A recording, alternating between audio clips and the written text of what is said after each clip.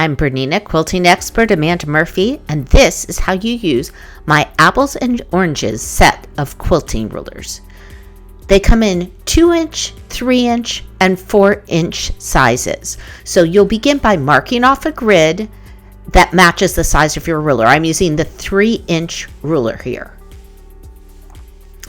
I'll bring up my bobbin thread and make sure I bring my foot down before I bring the ruler over. Now at this point, the dashed lines on the ruler are over the grid lines that I've drawn on my fabric.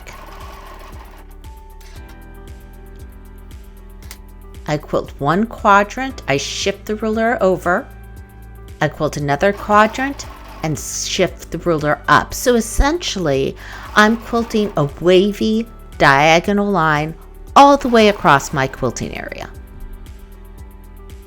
So I'm quilting the upper left and then the lower right, and then I'll travel down along the edge of the quilting area to start another diagonal row, and this one will be the opposite. So here I'm quilting the lower right and then the upper left, and this will give me two waves that basically face each other. They should reflect each other diagonally across the quilt, and I always start with one of the long diagonals first.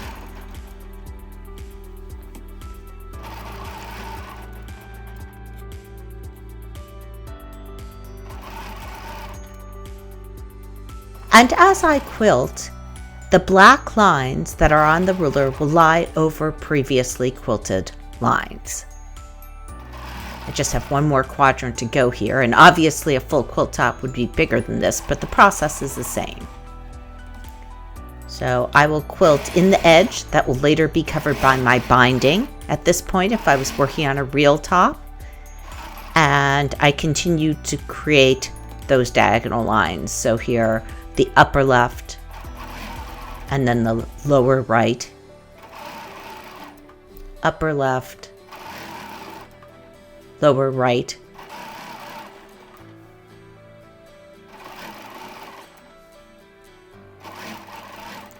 and I work all the way across, travel along the outside of my quilt. You could even baste along the outside of your quilt to get to the next diagonal row, and then quilt the opposite ways so that the two waves basically face each other and reflect each other.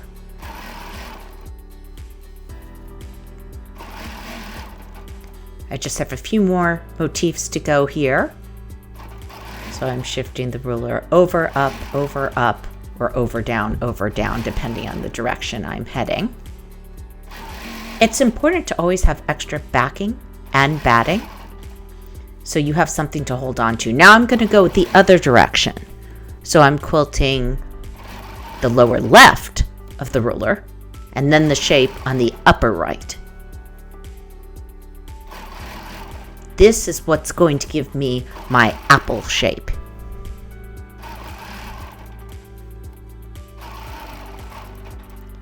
And I'll create diagonals on this side of the quilt first.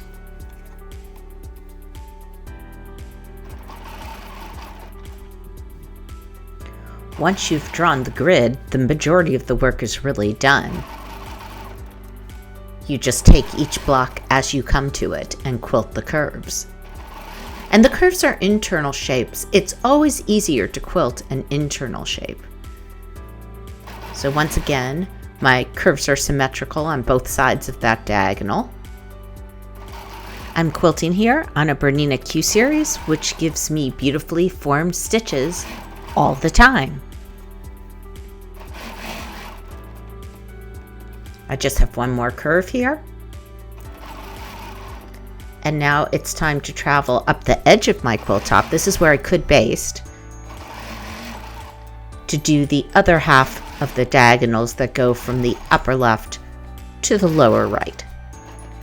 So I'll start right here. You can see that apple core shape is beginning to form.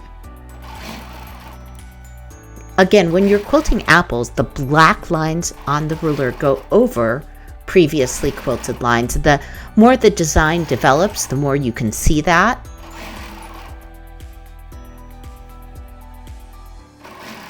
Work up and do the next diagonal.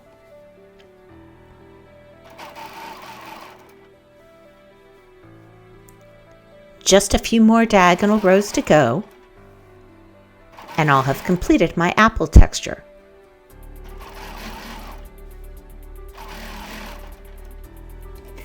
So these are apple cores. Now you can stop here and it will be beautiful, or you can continue on to create orange peels. So for orange peels, we're going to make another pass on all these diagonal rows, essentially quilting the curves that we did not quilt the first time. When you're quilting orange peels, the white lines of the ruler will also line up over the previous quilting lines. Orange peels have such a classic look that I just love. So we're basically creating petal shapes as we quilt this second half of each wave.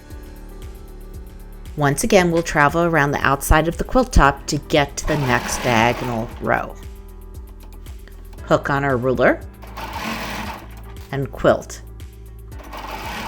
This time upper left, lower right. That line was short. It's really exciting to see these develop. And what I love about my apples and oranges rulers is different sizes give you different looks. So in this video, I'm using the 3-inch ruler, and that's kind of a medium size apple core. It creates an apple core that's 3 inches by 3 inches. But the 4-inch ruler is great for an overall fill when you want to work up something really fast. And the 2-inch is very delicate and it makes a great fill. Like you use it sort of where you use cross hatching. Now this video is speeded up. It's not quite 200%, but it's close. So it does take a little more time in real life.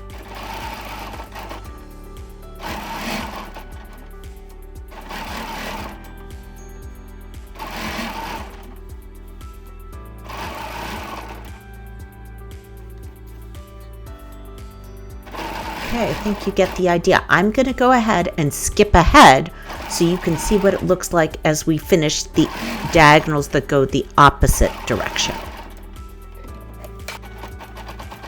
So here we go through the magic of video. I'm almost done. Let's do a diagonal row here. You can see clearly where I'm missing the lines at this point. But as I said, when you're doing oranges, both the white and the black lines will lie over previously quilted lines.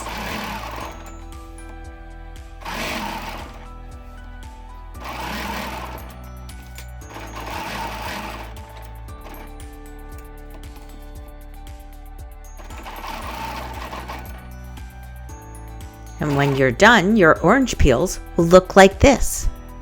I hope you've enjoyed learning how to use my apples and oranges templates. You can find them at independent quilt shops and on my website.